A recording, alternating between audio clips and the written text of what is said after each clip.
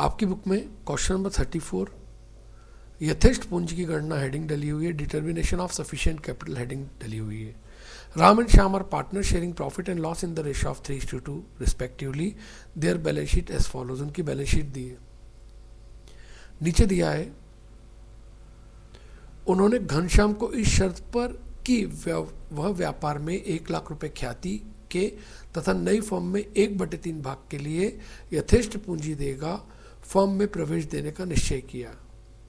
They decide to admit Ghanshyam into the firm on the condition that he pays 1 lakh for goodwill and brings sufficient capital या adequate capital to acquire 1/3 share in the new firm। अब sufficient capital या adequate capital या यथेष्ट पूंजी निकालना पड़ेगी। Question में ये तो बोला है कि गुडविल के 1 लाख रुपए देगा, लेकिन वो कितने लेकर आएगा कैपिटल के, ये नहीं दिया है। It was decide that provision for doubtful debts maintain at 10,000। आप देखिए डेटर आपको क्वेश्चन में 1 लाख रुपीज़ के दे रखे हैं और बेड डेब्ट रिजर्व आपको दे रखा है 40,000 का, और 1 लाख में से 40,000 लेस कर 60,000 आपको बैलेंस शीट में बाहर शो कर रखे हैं। मतलब क्या होता है, यदि इस 40,000 को हम 10,000 कर दें तो 1 लाख में से 10,000 लेस होगा तो 90,000 के डेटर हो जाएंगे, 60 के बदले 90 हो जाएंगे, मतलब डेटर बढ़ जाएंगे। मतलब ये तो फायदे का सौदा हो गया, तो ये क्रेडिट होगा रिवैल्यूएशन अकाउंट में। फिर वो बोल रहे हैं स्टॉक एट 2 लाख, स्टॉक को 2 लाख रुपए का करना है और मशीन को रिड्यूस टू 50,000, मतलब जो मशीन है उसको 50,000 से रिड्यूस करना है। सबसे पहले तो रिवॉल्यूशन बना लेते हैं भाई। डेटर बढ़ रहे हैं 30,000 से, मैंने बताया था फायदा हो रहा है। प्लांट को या मशीन को कम करना है 15,000 से, स्टॉक को बढ़ाना है 50,000 से। पहले कितने थे स्टॉक और अब कितने के करने हैं। पहले स्टॉक था आपका, ये कैश हो गया, डेटर हो गया। पहले स्टॉक था आपका 1,50,000 और अब स्टॉक को करना है 2 लाख रुपए का, मतलब 50,000 से बढ़ाना है। पहले मशीन 65 थी, अब 50 करना है, मतलब 15 से कम करना है। तो स्टॉक को 50 से बढ़ा दिया, मशीन को 15 से कम कर दी, बैलेंस आया 65,000। प्रॉफिट शेयरिंग रेशियो कितना दे रखा क्वेश्चन में 3:2। तो 65,000 को 5 से डिवाइड कर 3 से मल्टीप्लाई किया तो 39,000 और 26,000 2 से मल्टीप्लाई करने पर आया। फिर हम कैपिटल अकाउंट बनाते हैं। बैलेंस शीट में से देखकर हमने दोनों पार्टनर्स की कैपिटल लिख दी, राम और श्याम की। रिवॉल्यूशन अकाउंट का जो प्रॉफिट था 3,900 और 2,600, इसको हमने ट्रांसफर कर दिया। गुडविल के 1 लाख रुपए ला रहा है, 60 और 40 3:2 में बांट दिया।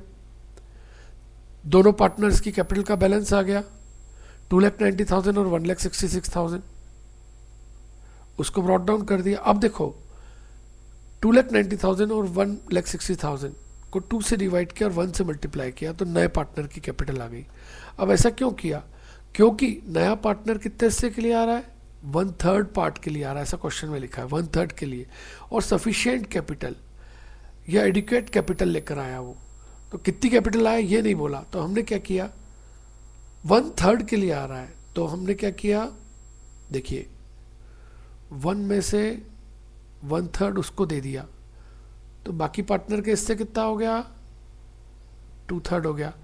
मतलब सीधी सी बात है, 3 में से 1 हिस्सा उसको दे दिया तो 2 हिस्सा उनका आ गया पार्टनर्स का। तो इसलिए हमने क्या किया, उन दोनों कैपिटल को, क्योंकि 2 हिस्से हैं उनकी, इसलिए 2 से डिवाइड किया। और नया पार्टनर कितने हिस्से के लिए आ रहा है, 1 के लिए आ रहा है, तो 1 से मल्टीप्लाई किया तो लिया गया 2,32,500। ये उस पार्टनर की कैपिटल आ गई जो हमने निकाल कर कैपिटल अकाउंट में ट्रांसफर कर दी और उसको ही कैरेट डाउन कर अगले साल ब्रॉट डाउन किया। अब हम बैलेंस शीट बनाते हैं। बैलेंस शीट में कैश देखो पहले से 65,000 है, 1 लाख रुपये गुडविल के ला रहा है वो, और नया पार्टनर कैपिटल जो ला रहा है उसको भी अपन ने जोड़ दिया, तो हमारा तीनों का टोटल है 3,79,500। डेटर पहले 1 लाख का था, बेड डेब्ट रिजर्व पहले 40 थे लेकिन अब उसको हटाकर 10 कर दिया तो 90,000 डेटर बढ़ गए। स्टॉक को 50,000 से बढ़ा दिया, प्लांट को 15,000 से कम कर दिया, ये बैलेंस शीट का टोटल आ गया आपका 7,37,500। अब हम क्या करेंगे, हम इसको लाइबिलिटी में, ये देखिए तीनों की कैपिटल ट्रांसफ़र कर देंगे, राम की, श्याम की, गोपाल की, और तीनों की कैपिटल को बाहर लिख देंगे। और बैलेंस शीट जो आपको पुरानी दी थी उसमें क्रेडिटर ऑलरेडी 40,000 रुपये दे रखे थे, तो हम उन 40,000 को बैलेंस शीट में से एज इट इज़ क्रेडिटर को लिख देंगे। पहले से बैलेंस शीट में 40,000 के क्रेडिटर दे रखे थे, हम उनको बैलेंस शीट में एज इट इज़ लिख देंगे, और फिर हम दोनों तरफ का टोटल लगा देंगे बैलेंस शीट में, तो बराबर बराबर आ रहा है 7,37,500, 7,37,500। अब नेक्स्ट क्वेश्चन, अंकित और राहुल 3 और 2 के रेशो में प्रॉफिट शेयर करते हैं। उनका चिट्ठा मतलब बैलेंस शीट इस प्रकार से दे रखी है। उन्होंने अमन को निम्नलिखित शर्तों पर प्रवेश दिया। भवन का मूल्य 15,000 से बढ़ाना है, मतलब बिल्डिंग पहले जितने की भी थी उसको 15,000 से बढ़ाना है, मतलब फायदा हो रहा है तो उसको क्रेडिट में करेंगे। यंत्र, मशीन, प्लांट, इसको अपन को 10,000 रुपये से बढ़ाना है, ये भी फायदा हो गया। नया पार्टनर गुडविल के 20,000 लाएगा, ठीक है भाई, और 1/5 पार्ट के लिए आएगा, ठीक है। हम रिवैल्यूएशन अकाउंट बना लेते हैं। हमने बिल्डिंग लिख दी 15,000, मशीन लिख दिया 10,000, प्रॉफिट हो गया 25,000, जो अंकित और राहुल को हमने दे दिया। ये देखिए जो प्रॉफिट हो रहा है अंकित और राहुल के कैपिटल अकाउंट में ट्रांसफ़र कर दिया। अब नया पार्टनर जो था वो गुडविल के कितने ला रहा था, क्वेश्चन में लिखा था कि नया पार्टनर गुडविल के, नया पार्टनर गुडविल के कितने रुपए ला रहा था, 20,000 रुपये ला रहा था, 20,000 रुपीज़ ला रहा था, ठीक है ना। तो जो अमन है वो गुडविल के 20,000 रुपीज़ ला रहा था, तो हमने ये 20,000 3:2 में बांट दिया दोनों पार्टनर्स में। 12,000 और 8,000 गुडविल के भी आ गए। अब जैसे हमने पिछले क्वेश्चन में किया था, इनका टोटल लगाया,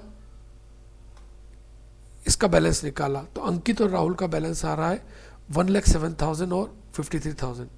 अब नया पार्टनर कितने हिस्से के लिए आ रहा है, वही पिछले क्वेश्चन से का 1 में से 1/5 के लिए वो आ रहा है, तो बाकी पार्टनर का हिस्सा कितना है 4/5। तो इन दोनों की कैपिटल कितने हिस्से के लिए, 4 के लिए है, जो अपन ने 4 यहाँ लिखा था, और नया पार्टनर कितने हिस्से के लिए आ रहा है 1 के लिए आ रहा है, तो 4 से डिवाइड करके 1 से मल्टीप्लाई किया तो 40,000 आ गया। ये 40,000 हमने यहाँ बाय कैश कर नए पार्टनर की कैपिटल लिख दी। अब हम क्या करेंगे, इसको कैरेट डाउन कर देंगे। अब हमें क्या करना है, बैलेंस शीट बनाना है। बैलेंस शीट में इन तीनों की कैपिटल 1,07,000, 53,000 और 40,000 एज इट इज़ लिख दी। ये देखिए क्रेडिटर उस वाली बैलेंस शीट में से देखकर एज इट इज़ लिख दिया। कैश जो हमारे पास ओपनिंग बैलेंस था कितना 5,000, उसमें नया पार्टनर कैपिटल के 40,000 ला रहा है, उसको जोड़ देंगे, गुडविल के 20,000 ला रहा है, उसको जोड़ देंगे, 45,000 आ गया। डेटर 20,000 के स्टॉक 35,000 के एज इट इज़ लिख देंगे। मशीन को 10,000 से बढ़ा देंगे, 55,000 की हो जाएगी। बिल्डिंग 35 की थी, 15 से बढ़ाना था, 50 के हो जाएंगे। इनका टोटल लगा देंगे और असेट्स और लायबिलिटी का टोटल दोनों तरफ बराबर बराबर आ जाएगा, और ये आपका क्वेश्चन हो गया।